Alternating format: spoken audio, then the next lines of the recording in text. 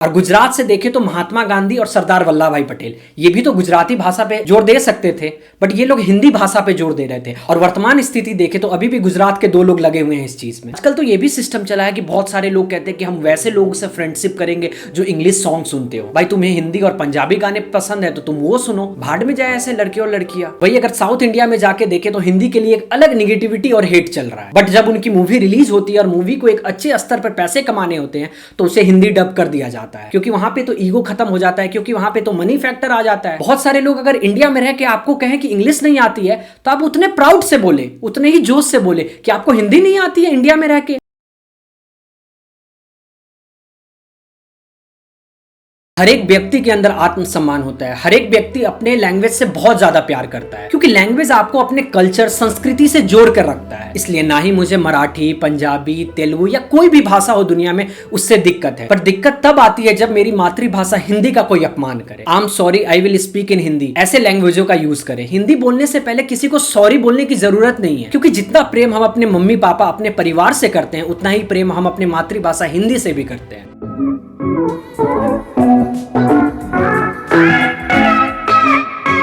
बहुत लोगों का मानना है कि धर्म जाति बहुत ज्यादा ताकतवर है, जिस वजह से भारत का विभाजन हुआ और मुसलमानों के लिए एक नया देश चाहिए तो पाकिस्तान बना। बट अगर धर्म जाति इतनी ज्यादा ताकतवर होती तो बांग्लादेश क्यों बनता? क्योंकि बांग्लादेश में भी मुस्लिम कम्युनिटी है, पाकिस्तान में भी मुस्लिम कम्युनिटी है। अगर सही तरीके से देखें तो एक तरफ के लोग उर्दू और पंजाबी बोलते थे और एक तरफ के लोग बांग्ला बोलते थे। ये लैंग्वेज डिफरेंसेस की वजह से बांग्लादेश एक नया देश बना। बहुत बार हमें सुनने को मिलता है कि श्रीलंका में दंगे हो रहे हैं, ये हिंदू वर्सेस बुद्धिज्म की लड़ाई है, बट सही तरीके से देखें तो ये तमिल वर्सेस सिंघली भाषा की लड़ाई है। भाषा में ये पावर है कि अगर हम एक दूसरे की भाषा को सम्मान करें, रिस्पेक्ट दें, तो ये पूरे देश को एकजुट कर सकता है, वरना बहुत दिक्कतें आ सकती है। आजकल बहुत स्कूलों में हिंदी बोलने पे फाइन लगा दिया जा रहा है और इसमें पेरेंट्स लोग भी खुश हो रहे हैं। इसमें पेरेंट्स लोग भी कह रहे हैं कि मेरा बच्चा ऐसे स्कूल में पढ़ता है जिसमें हिंदी बोलने में फाइन लिया जा रहा है। स्कूल में अगर कोई टीचर क्लास 10th में पढ़ा रहा है और बच्चे को मोटिवेट कर रहा है कि वो क्लास 11th में हिंदी भी सब्जेक्ट ले सकते हैं, तो ऐसे टीचर को डिमोट कर दिया जा रहा है, क्लास 10 से हटा के उसे क्लास 6 में पढ़ाने भेज दिया जा रहा है। ऐसी हालात हो गई है। अगर आपको इंग्लिश सिखाना है, आप इंग्लिश सिखाएं, क्योंकि इंग्लिश का भी बहुत ज्यादा वैल्यू है। अगर हमें ग्लोबली इंटरेक्ट करना है, कोडिंग करना है, बहुत सारे वीडियो में सबटाइटल यूज किए जाते हैं जिस वजह से वीडियो का रीच बहुत ज्यादा पहुंच सके, तो इंग्लिश लैंग्वेज बहुत ज्यादा जरूरी है। बट ये हिंदी बोलने पे फाइन, टीचर को डिमोट कर देना, मतलब बचपन से ही दिमाग में इस तरीके से हिंदी के प्रति व्यवहार बनाया जा रहा है जिस वजह से जहां पे हिंदी यूज होना चाहिए और वहां पर भी हिंदी यूज नहीं हो रहा है और हम लोग आवाज भी नहीं उठा पा रहे हैं। सुप्रीम कोर्ट, जहां के जज और चीफ जस्टिस लोग इंग्लिश में डिसीजन लेते हैं, मेरा वहां केस चल रहा है और सिर्फ मुझे हिंदी आती है। जज और वकील में कुछ डिस्कशन होता है जो इंग्लिश में होता है और मेरा केस है, मुझे कुछ समझ नहीं आता और फाइनल डिसीजन आ जाता है। कहने को तो हमारा देश डेमोक्रेटिक कंट्री है, बट सही तरीके से देखे तो सुप्रीम कोर्ट में ही लैंग्वेज के नाम पे तानाशाही चल रही है। और ऐसा नहीं है कि हिंदी ताकतवर भाषा नहीं है, हिंदी बहुत ज्यादा ताकतवर भाषा है। अगर नॉर्थ इंडिया में देखे तो हरियाणा में हरियाणवी, बंगाल में बंगाली, पंजाब में पंजाबी और बहुत सारे भाषाएं हैं, पर इन सारे नॉर्थ इंडिया को कोई एक लैंग्वेज यूनाइट करता है तो वो है हिंदी लैंग्वेज। सारे लोगों को आता है, सारे लोग हिंदी लैंग्वेज में बातें करते हैं। पूरे संसार में हिंदी तीसरे स्थान पे आता है बोले जाने वाली भाषा में। वही अगर जनगणना के हिसाब से देखें इंडिया में तो 1991 में 39% लोगों की मातृभाषा हिंदी थी। वही 2001 में ये 39 से बढ़कर 41 हो गया और 2011 में 41 से बढ़कर ये 43% तक चला गया, मतलब 53 करोड़। और वही इंग्लिश देखे तो इंग्लिश कितने लोगों की मातृभाषा है? 0.02%, मतलब 53 करोड़ और 3 लाख,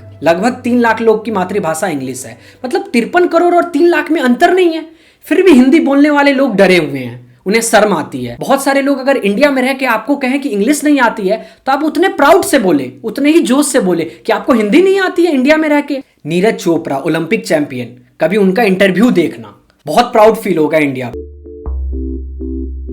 सबके बावजूद बहुत सारे ऐसे लोग हैं जिन्हें इंग्लिश बोलने आता है और वो बहुत लोगों के सामने फ्लॉन्ट करते हैं। अगर सामने वाले को इंग्लिश बोलने नहीं आता है तो उसे नीचा दिखाने की कोशिश करते हैं। जब वो इंसान सामने वाले को नीचा दिखा रहा होता है तो उस समय उस सामने वाले के साथ वो अपने परिवार वाले को भी नीचा दिखा रहा होता है। अगर किसी इंसान को इंग्लिश लैंग्वेज बोलने नहीं आता है, इसका मतलब उसे कोई और लैंग्वेज आती है। आजकल तो ये भी सिस्टम चला है कि बहुत सारे लोग कहते हैं कि हम वैसे लोगों से फ्रेंडशिप करेंगे जो इंग्लिश सॉन्ग सुनते हो। भाई तुम्हें हिंदी और पंजाबी गाने पसंद है तो तुम वो सुनो, भाड़ में जाए ऐसे लड़के और लड़कियां। आप कभी पैसे के नोट को ध्यान से देखना, उस पर 17 लैंग्वेज मेंशन है। हिंदी इंग्लिश को बड़े में दिखाया गया है और उसमें मोस्टली हिंदी इंग्लिश का फॉन्ट इक्वल है। बट अगर आज की स्थिति देखें तो इंडिया में इंग्लिश को एक अलग दर्जा दिया जाता है हिंदी के सामने, और बहुत बार नेताओं लोगों को यह दिक्कत दिखती भी है, बट ये दिक्कत सिर्फ और सिर्फ भाषण तक रह जाती है।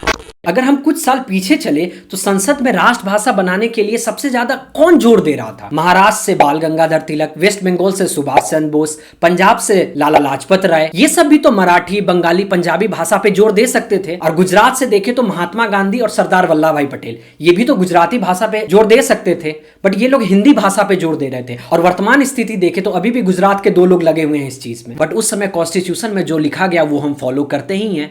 2010 में गुजरात हाईकोर्ट ने साफ साफ बोला कि भारत की कोई एक भाषा राष्ट्रभाषा नहीं है। तेलुगु, तमिल, बंगाली सारी राष्ट्रभाषा है, बट उसमें यह भी कहा गया है कि आप किसी भी लैंग्वेज की बेइज्जती नहीं कर सकते, किसी इंसान पर किसी लैंग्वेज को इंपोज नहीं कर सकते। You will treat me with love and respect definitely.